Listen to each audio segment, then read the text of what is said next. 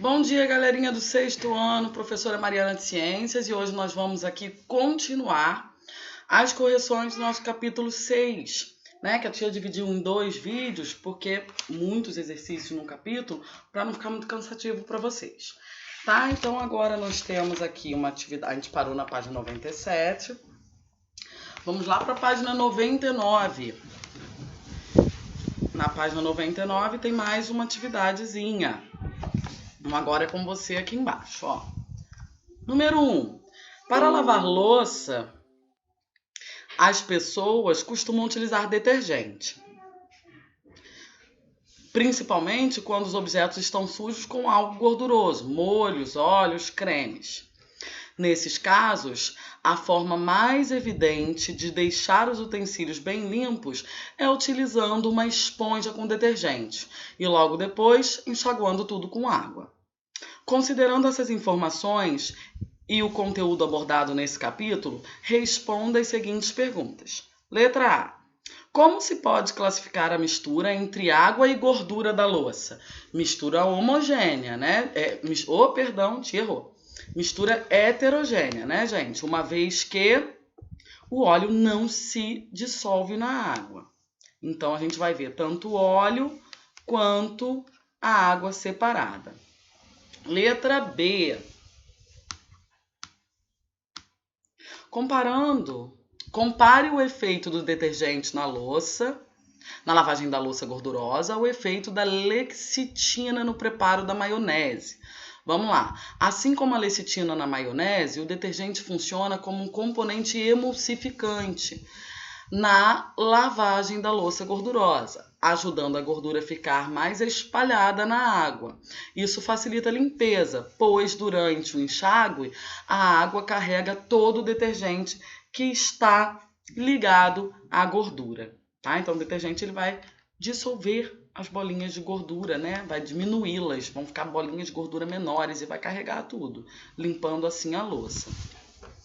Número 2. O leite de magnésia é um medicamento utilizado no combate de desconfortos do sistema digestório, como a azia. Uma das informações contidas em seu rótulo é o seguinte: cada colher das de sopa, 15 ml, contém 120 mg de hidróxido de magnésio em suspensão. Agite antes de usar.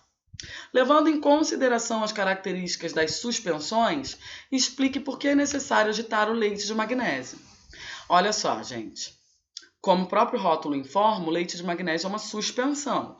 Portanto, é uma mistura heterogênea, que dá para ver a olho nu, né? Dá para ver separado a olho nu. Quando a suspensão é deixada em repouso, as partículas do soluto, no caso que é o hidróxido de magnésio, se depositam no fundo do recipiente. Vai todo mundo para o fundo, pó, é tipo um pó misturado com líquido, né? Se o leite de magnésio for utilizado sem agitar, a pessoa não irá ingerir a quantidade de hidróxido de magnésio necessária, porque vai estar tudo no fundo, tá bom? Número 3. Você já ouviu falar em efeito Tyndall? Leia o texto a seguir para compreender melhor o fenômeno. Vamos lá. O efeito Tyndall foi explicado pelo físico inglês John Tyndall no século XIX e ajuda a compreender melhor as propriedades das misturas. Em seus estudos, o físico percebeu que um feixe de luz não consegue ser refletido ou atravessar uma mistura homogênea, cujas partículas são extremamente pequenas. No entanto, os componentes de algumas misturas são grandes o bastante para refletir essa luz, ainda que continuem sendo invisíveis a olho nu. É o que acontece, por exemplo, quando um feixe de luz atravessa seu quarto, permitindo que você consiga visualizar algumas partículas de poeira presente no ar, que até então pareciam invisíveis. Sendo assim, a luz de um laser, por exemplo, não seria refletida ao atravessar uma solução verdadeira, que é, no caso, uma mistura homogênea, né? No entanto, essa mesma luz seria refletida ao apontar ao ser apontada para uma mistura coloidal, lembrando que coloidal, a olho nu, parece que é homogênea, mas se a gente botar no microscópio, a gente vê partículas separadas, tá? A gente vê fases diferentes, tipo a maionese, o creme de leite, a fumaça, o sangue, são exemplos aí de misturas coloidais. Parece homogênea, mas não é. Sabendo-se disso, analise os recipientes A e B e responda ao que se pede. Aí eu tenho aqui, ó, recipiente A e B. Aí botou um laser, ó. No recipiente A luz não atravessa o laser, o que prova que é uma solução, né, uma mistura homogênea. E no recipiente B, ó, a luz atravessa o laser atravessa a água, o que prova que é uma mistura heterogênea. Vamos ver as perguntas. Letra A. Qual recipiente apresenta um coloide e qual contém uma solução?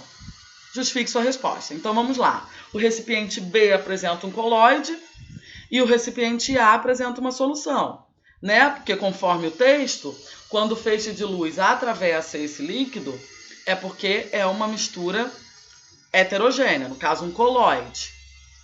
E quando ele não atravessa o líquido, é porque é uma mistura homogênea, no caso, o recipiente A, tá? Letra B.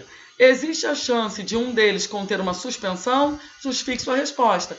Não, não existe, gente, porque na suspensão a gente vê a olho nu as partículas separadas, sem a utilização de nenhum microscópio, nenhum aparelho. Então, se nos dois aqui a gente não está vendo, né, não vê partículas separadas, não é nenhuma suspensão, tá bom? Vamos agora para a página 104. Vamos lá na 104, esse aqui é um experimento. A gente não vai fazer ele agora. Vamos lá na 104. Explore seus conhecimentos. Em uma aula de ciências, o professor pediu ao aluno para construir uma frase que apresentasse as palavras solução e mistura. Um dos alunos da sala escreveu a seguinte frase: toda solução é uma mistura e toda mistura é uma solução. Com base nos conteúdos estudados nesse capítulo, a frase está correta? Justifique sua resposta. Caso esteja incorreta, proponha uma correção. A frase dele não está correta. Tá, gente? Não está correta. Por quê? Olha só. Sobre toda solução ser uma mistura, está correta, pois toda solução resulta de uma mistura de pelo menos um soluto com um solvente. No entanto, a parte sobre toda mistura ser uma solução está inadequada, pois existem misturas que não são homogêneas, como o caso dos coloides e da suspensão, que são misturas heterogêneas, tá? Então, para ser solução, obrigatoriamente tem que ser uma mistura homogênea, por isso que nem toda mistura é uma solução. Então, corrigindo a frase dele, a gente poderia botar o seguinte: toda solução é uma mistura, mas nem toda mistura é uma solução. Ou toda solução é uma mistura e misturas podem ser soluções, coloides ou suspensões, tá? Para corrigir aí. Número 2. Complete a tabela a seguir de acordo com as características das partículas de cada tipo de mistura. Utilize sim ou não para preencher o campo vazio. Vamos lá. Lembrando que solução é mistura totalmente homogênea, nem com equipamentos a gente consegue ver as partículas separadas. Coloide parece homogêneo, mas com utilização de equipamentos a gente vê que, na verdade, equipamentos tipo microscópio, tá? A gente vê que, na verdade, é heterogênea. E suspensão é totalmente heterogênea. A gente vê a olho nu as partículas separadas. Vamos lá, características das partículas. Visíveis a olho nu. Solução? Não são. Coloides também não conseguimos ver a olho nu. E suspensão? Sim. Então, não, sim. Visíveis ao microscópio. Numa solução, nem no microscópio a gente consegue ver as partículas separadas. Então, não. Num coloide, com o microscópio, a gente consegue ver as partículas separadas. Sim. E a suspensão, se a gente vê a olho nu, né, com o microscópio, a gente vai ver também. Sim. Podem ser filtrados com filtros comuns. No caso da solução, não dá nem para filtrar, tá? Se eu botar, por exemplo, passar água e sal no filtro de café, vai descer água e sal junto. No caso dos colóides, também não dá para separar com filtro comum. Já no caso da suspensão, sim, dá para separar com filtro comum. Então, não, não e sim. Número 3. As ligas metálicas são materiais sólidos formados pelas misturas de dois ou mais metais, podendo haver também a inclusão de outros elementos não metálicos. A tabela a seguir informa a porcentagem e a aplicação dos principais componentes de algumas ligas metálicas. Aí está mostrando aí, aço é uma mistura de 74% de aço, 18% de cromo e 8% de níquel, utilizado aí na utensílios de cozinha, como panelas e talheres. Bronze, 90% cobre e 10% estanho, utilizado em objetos de decoração. Ouro, 18 quilates, 75% de ouro, 13% de prata e 12% de cobre, utilizado em joias e circuitos eletrônicos. Aí vamos lá. Uma das maneiras de apresentar dados numéricos é por meio de gráficos. Pensando nisso, construa no espaço a seguir gráficos de colunas que expressem as mesmas informações contidas na tabela. Veja como exemplo o gráfico a seguir que informa a composição do aço comum, que apresenta 98,5% de ferro e 1,5% de carbono. Então ele desenhou aqui, ó, botou uma tabelinha de 0 a 100%, foi pulando de 2 em 2, né? Quase perto de 100, 98% de ferro, e um pouquinho acima de 0, né? Que é 1,5% de carbono. Então a gente vai fazer isso com esses componentes aqui do outro lado, ó. O primeiro, o aço inoxidável. Aço. Ó, a gente vai desenhar a tabelinha, os números, né? O aço, ó, 74% de aço, então a gente vai perto de 80%, ó. 18% de cromo, antes de chegar no 20%. E 8% de níquel, né? Um pouquinho de níquel. E vocês vão desenhar aí nesse espaço os três, ó. Agora o cobre. Cobre aqui era o bronze. 90% de cobre e 10% de estanho. Ó, cobre lá em cima, perto de chegar em 100%, que é 90%.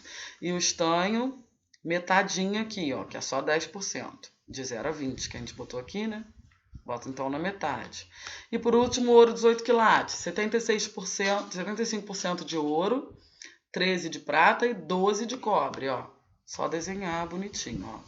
Perto na metade aqui do 80, né? Prata e o cobre. Desenhem bonitinho aí. Se precisar, pausa o vídeo e faz o desenho, tá? Agora vamos para a página... Temos aí a página 106. Número 4. Vamos lá, gente. Conforme as orientações de proporções que constavam no rótulo do café solúvel, Pedro adicionou uma colher do pó a uma xícara de água à temperatura ambiente. Após misturar, ele observou que apenas uma parte do pó se dissolveu. Explique o que Pedro poderia fazer para dissolver totalmente o café solúvel. Pedro deveria utilizar água quente ao invés da água em temperatura ambiente, pois o aumento da temperatura faz com que a solubilidade também aumente, tá, gente? Se a gente botar em água quente, dissolve mais as substâncias. 5. O gás de cozinha, GLP, é um derivado do petróleo obtido nas refinarias, constituído principalmente de gases butano e propano. O gás natural veicular, o GNV, é obtido, em sua maioria, das jazidas de petróleo. Diferentemente do GLP, o GNV é composto praticamente de gás metano. As impurezas estão presentes em quantidades tão pequenas que não são consideradas. Qual desses combustíveis representa uma solução? Justifique. O GLP, pois apresenta a mistura homogênea entre duas substâncias diferentes. O GNV é uma substância pura, só metano, tá? O GLP já é uma mistura de duas substâncias, o butano e o propano. 6. Durante a manutenção de um carro, um mecânico ficou com a mão suja de graxa. Ao tentar limpar com água, não obteve o resultado esperado, permanecendo com as mãos sujas. Considerando que o álcool comercial é solúvel em água e insolúvel em querosene, explique qual desses solventes, álcool comercial ou querosene, seria o mais adequado para limpar as mãos do mecânico. Vamos lá, gente. Levando em conta o fato de que semelhante tende a dissolver semelhante e que o álcool é semelhante à água, não dissolve-se nela, o solvente mais adequado para limpar a graxa seria o querosene, pois como ele é insolúvel em água, em álcool comercial, ele será solúvel na graxa, por apresentarem semelhanças entre si. Número 7. O álcool combustível é um líquido cuja densidade estabelecida por lei é próxima de 0,81 gramas por ml. Uma das formas de adulteração do álcool combustível é o acréscimo de água, fazendo com que sua densidade aumente até valores próximos a 0,94 gramas por ml. Com o objetivo de avaliar a densidade do álcool vendido em um posto de combustível, um consumidor adicionou a uma amostra de 100 ml de combustível uma bolinha cuja densidade é igual a 0,86 gramas por ml. Com isso, o consumidor poderá observar que a bolinha irá, letra B, gente, flutuar, caso o combustível esteja adulterado, tá? Número 8. Em uma cooperativa de reciclagem, foram triturados 4 tipos de plásticos. Observe os nomes químicos e a densidade de cada um. Polietileno, tereflatalato, a garrafa PET, né, o PET, plástico PET, densidade 1,38 gramas por ml. Polietileno de alta densidade, PEAD, densidade 0,96 gramas por ml, policloreto de vanila, o PVC, densidade 1,25 gramas por ml, e o poliestireno, o PS, densidade 1,06 gramas por ml. Aí aqui, os plásticos estavam misturados após a trituração. Para separá-los, eles foram colocados em contato com líquidos apropriados de densidades variadas. Acompanhe o processo de separação representado a seguir, respondendo ao que se pede em cada caso. Aí, olha aqui, gente.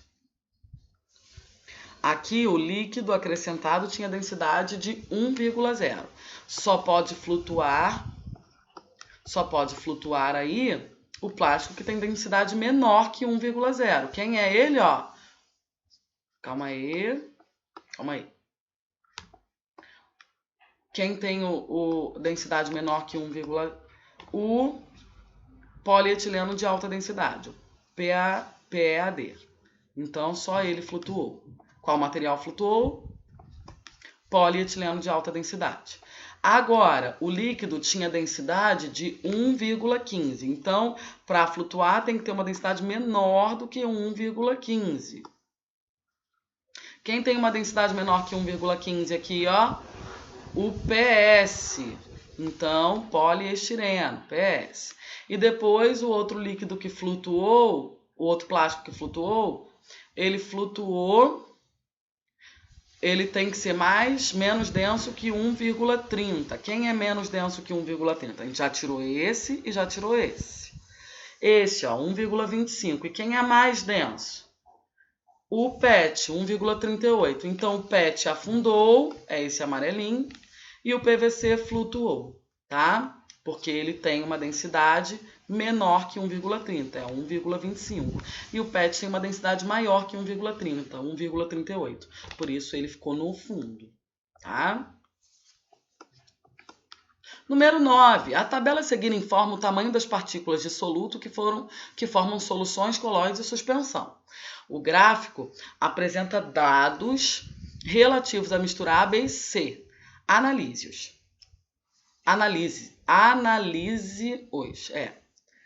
Solução menor que 1 nanômetro. A. Coloide entre 1 e 100 nanômetros. Ó, 1 e 100 nanômetros. Então, a letra A possivelmente é um colóide, menor que 1 nanômetro, a B é uma solução, né? E a suspensão maior que 1.000 nanômetros. Quem foi maior que 1.000 nanômetros aqui? Ó, 1.000 tá aqui. A letra C. Então, vamos ver o que ele pede. Explique cada uma das misturas A, B e C apresentadas no gráfico, determinando qual delas é a solução, colóide ou suspensão. Justifique e classifique. Vamos lá, gente. Então, vamos lá. A gente viu que a A é um colóide, a B é uma solução e a C é uma suspensão. Como é que a gente vai justificar isso? A, colóide. Por quê? Porque está entre 1 e 1.000 nanômetros. B, solução. Por quê? Porque é menor que 1 nanômetro, de acordo com a tabela aqui. E a letra C, suspensão, porque é maior que 1.000 nanômetros. Essa é a justificativa. Bolinha aqui para fechar. Cite pelo menos 2 exemplos de cada um desses tipos de mistura. Vamos lá, gente. Uma solução pode ser o soro caseiro, o perfume, o aço, o latão, o ouro 18 quilates. Um colóide pode ser a maionese, o sangue, o leite, o creme de leite, a fumaça.